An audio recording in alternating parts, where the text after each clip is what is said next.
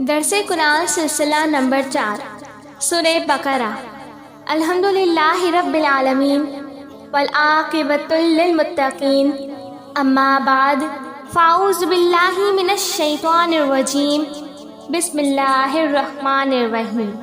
وَلَقَدْ يَسَّرْنَا الْقُرْآنَ لِلذِّكْرِ فَهَلْ مِن مُّدَّكِرٍ۔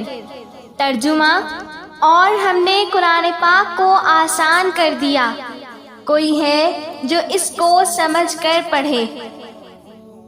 تمام تعریفیں اور تمام حمد و ثنا اس رب العالمین کی جو دونوں جہاں کا خالق اور مالک ہے۔ تمام تعریفیں اللہ تبارک و تعالیٰ کی جو زندگی اور موت دینے والا ہے۔ تمام تعریفیں اللہ ہی کی جو عزت و ذلت دینے پر قدرت رکھتا ہے۔ لاکھوں درود اور لاکھوں سلام پیارے آقا و مولا حضرت محمد مصطفیٰ صلی اللہ علیہ وآلہ وسلم پر، ان کی آل پر اور ان کے اصحاب پر بعد درود و سلام کے۔ جیسا کہ میرے چینل تہنیت القرآن میں سلسلہ نمبر 4 میں سورہ بقرہ کی آیت نمبر 11 کی تفسیر بیان کی گئی تھی، اور آج آپ کے سامنے سورہ بقرہ کی آیت نمبر 12 کا ترجمہ اور تفسیر بیان کی جائے گی۔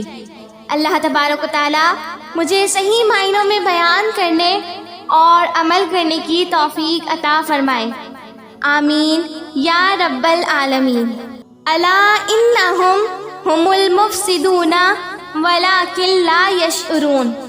ترجمہ: خبردار، تحقیق وہی فسادی ہیں مگر انہیں شعور نہیں۔ اس سے پہلے آیت نمبر 11 میں منافقین کی بکواس کا ذکر ہوا، جس میں وہ اپنے آپ کو مصلح کل ہونے کا دعویٰ کر رہے ہیں، لیکن اس آیت نمبر 12 میں ان کی اس بکواس کی اب تردید ہو رہی ہے، مگر جس شد و مد سے انہوں نے اپنی تعریف کی تھی، اب اس آیت میں اس سے بڑھ کر ان کی برائی بیان ہو رہی ہے۔ تفسیر: الا حرف تنبیہ ہے۔ کبھی تو یہ لفظ غافل کو آگاہ کرنے کے لیے بولا جاتا ہے، اور کبھی مضمون کی اہمیت بتانے کے لیے استعمال ہوتا ہے، جس کا ترجمہ ہے خبردار۔ اگر کلام منافقین کے لیے ہے تو یہ کافر کو بھی خبردار کے لیے ہے۔ اگر مسلمانوں سے خطاب ہے تو کیونکہ وہ تو پہلے سے ہی خبردار ہیں، اسی لیے مسلمانوں کو مضمون کی اہمیت کے لیے یہ بتایا جا رہا ہے کہ تم لوگ بھی کہیں ان کی طرح نہ ہو جانا، اور ہمیشہ اللہ پر ہی توکل کرتے رہنا، غرور و تکبر سے ہمیشہ دور رہنا، اور ہمیشہ شکر گزار بنے رہنا کہ اللہ تبارک و تعالیٰ نے آپ لوگوں کو ہدایت پہ چلنے کی توفیق دی ہے۔ انہم اس جگہ بیان کیا جاتا ہے جہاں کہ اس کلام کا کوئی منکر ہو یا اس کے انکار کا اندیشہ ہو، کیونکہ اس مضمون کے منافقین اور کفار منکر تھے، اور ضعیف الاعتقاد مسلمانوں کے انکار کا اندیشہ تھا، اسی لیے اس جگہ انہم فرمایا گیا ہے۔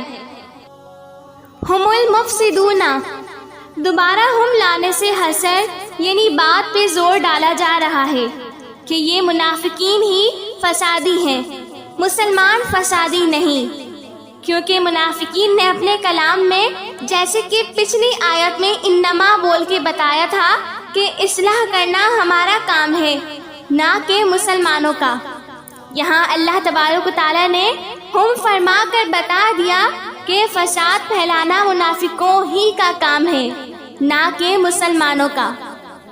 جیسا کہ ہم نے پچھلی آیت لا تفسدو کے بارے میں بتایا تھا اب المفسدون اس کے بارے میں بھی بہت گنجائش ہے، کیونکہ اس کے معنی ہیں بگاڑنے والے۔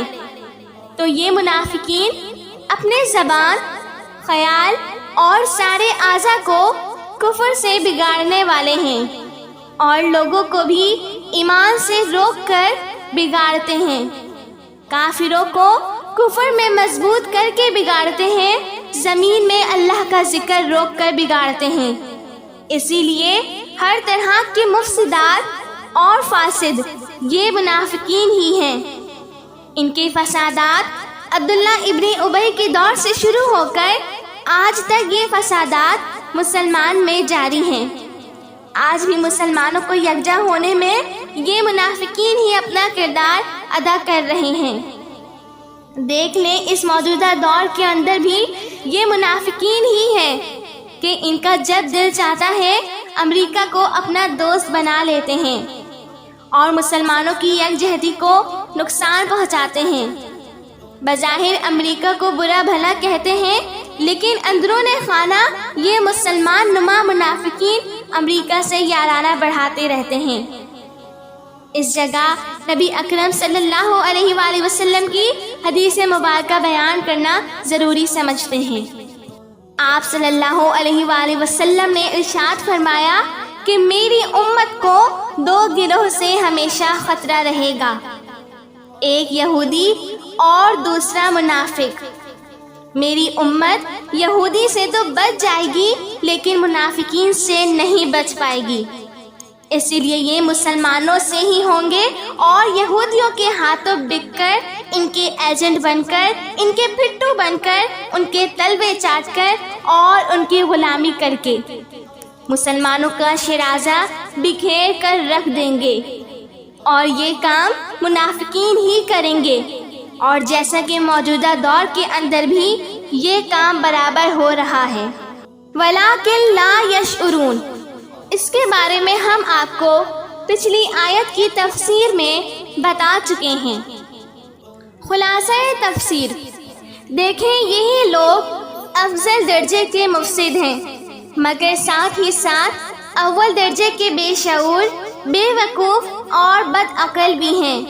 ان کو فساد اور اصلاح کی تمیز نہ رہی۔